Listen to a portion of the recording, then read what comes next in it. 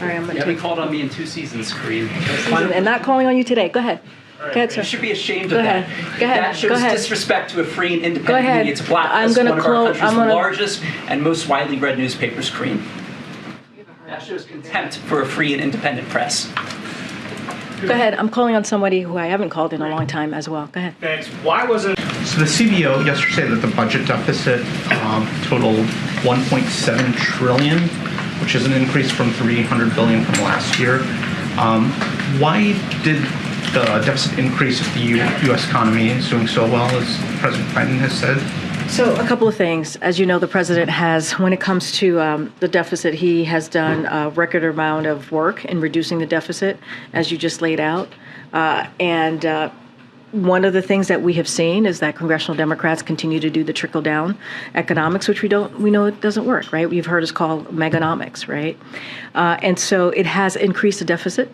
It has increased even more than it was anticipated. And so this is what we believe is MAGA-nomics deficit. And the reason why, just a couple of things to lay out here, if you think about the Republican tax cuts, they are responsible for about 90% of the increase in the debt as a share of the economy, and that's over the last 2 decades, right? This is for some time now. And that's including that one-time emergency spending.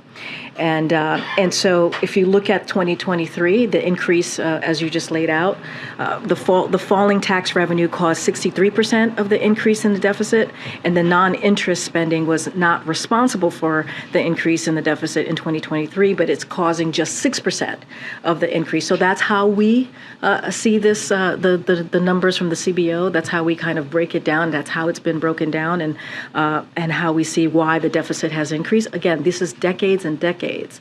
If you think about it, of trickle-down economics that just doesn't work. It doesn't work, and we see that in the numbers from yesterday. Thanks, Karine. On junk fees, most of the fees they talked about are disclosures and don't reduce, but the ones that do reduce, isn't this just a game of whack-a-mole and those fees will pop up somewhere else?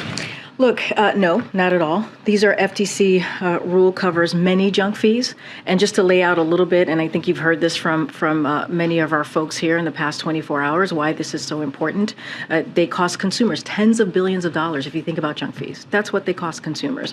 And this FTC rule would ban many of them, as I just laid out, and including event tickets, hotels, car rentals, delivery apps, and apartment rentals.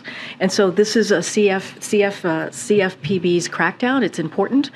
So we do not see this as a whack-a-mole. We believe that the junk fees will cover many of the fees that we see out there, as I just listed out.